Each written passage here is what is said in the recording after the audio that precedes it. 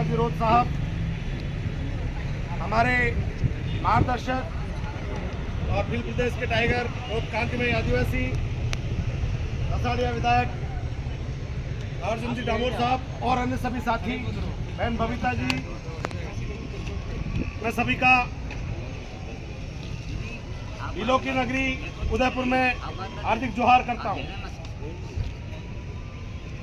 UDA और UIT विशेष तौर पर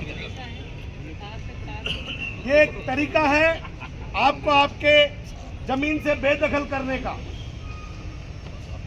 जिस विकास की बात की जाती है वो जमीन आपकी छीनकर बड़े बड़े रियल एस्टेट की जो बड़ी बड़ी कंपनियां हैं उनको पहुंचाने का माध्यम बनाया जाता है, और जहां सालों से पुरखे बसे हुए हैं उस जमीन से आपको हटा दिया जाता है। अगर आप देखेंगे तो कई दशक पहले उदयपुर के तमाम चारों ओर 80% से ज्यादा जमीनें भील आदिवासियों की थी, जो आज उनके रहने लायक जगह नहीं बची है। आप देखें तो विस्थापन का सबसे बड़ा दर्द यह आदिवासी समुदाय झेलता है। उदयपुर का आधे से ज्यादा हिस्सा जो शहर के आसपास के पूरे इलाके थे, जो पहाड़ियां छोटी छोटी पहाड़ियां थी, कहने को बड़े बड़े नियम बने हुए हैं, हाई कोर्ट के आदेश है, उसके बावजूद मैं पूछना चाहता हूं वो पहाड़ियां आज कहां गायब हो गई, कौन खा गया उनको? और प्रशासन के आंखों तले दिन भर उस पहाड़ियों पर बड़ी बड़ी मशीनें चलती हैं, लेकिन उस समय प्रशासन सो जाता है। लेकिन अगर शहर से दूर कहीं एक गांव में जहां सदियों से कई पीढ़ियों से एक आदिवासी बसा हुआ है, उस जमीन पे वो छोटा सा अपना केलू वाला घर बनाता है, तो ये प्रशासन वहां जाकर उसका घर तोड़ने पे आमादा हो जाता है। हाई कोर्ट के आदेशों के बावजूद उदयपुर की चारों तरफ जब कहा जाता है कि वो निर्माण निषेध क्षेत्र है, वहां पे बड़े बड़े रिसोर्ट बनाए जा रहे हैं। किसके संरक्षण से ये बड़े बड़े रिसोर्ट बनाए जा रहे हैं? मैं जिस इलाके से आता हूं, हमारे कुंभलगढ़ क्षेत्र में वन्यजीव अभ्यारण्य है।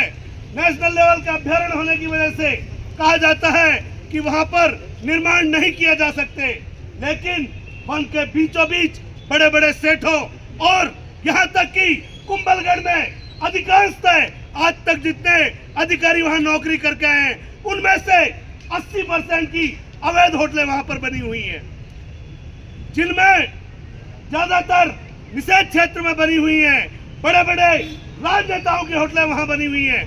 और अभी 2-3 दिन पहले आप सबने अगर अखबारों में पढ़ा हो तो निषेध क्षेत्र को एक मसौदा जो 8 से 8 साल पहले सरकार ने प्रस्तावित किया, क्लियर खुले अक्षरों में लिखा गया कि 8 साल होटल लॉबी और राजनेताओं के संरक्षण की वजह से वो लागू नहीं हो सका।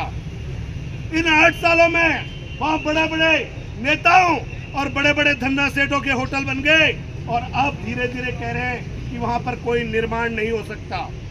आप देखेंगे तो उस पूरे क्षेत्र में पहाड़ों के ऊपर पहाड़ों को काट कर आज बड़े बड़े रिसोर्ट बना दिए गए, और वहां से पूरा आदिवासी आज विस्थापित किया जा रहा है।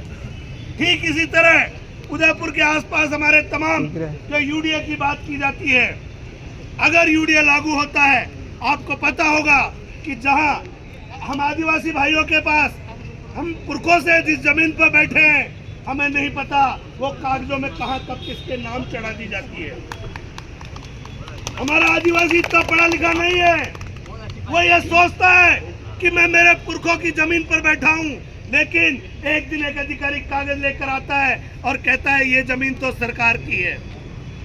जिस जमीन पर हमारी पीढ़ियां गुजर गई, उस जमीन से एक छोटे से कागज पर 2 पेन चलाकर बंद कमरे में बैठने वाले अधिकारी आदिवासियों को विस्थापित कर देते हैं। इसलिए और विशेष तौर पर हमारे शेड्यूल एरिया में यूडीए पूरी तरह अवैध है, अतः इसको निरस्त किया जाना चाहिए।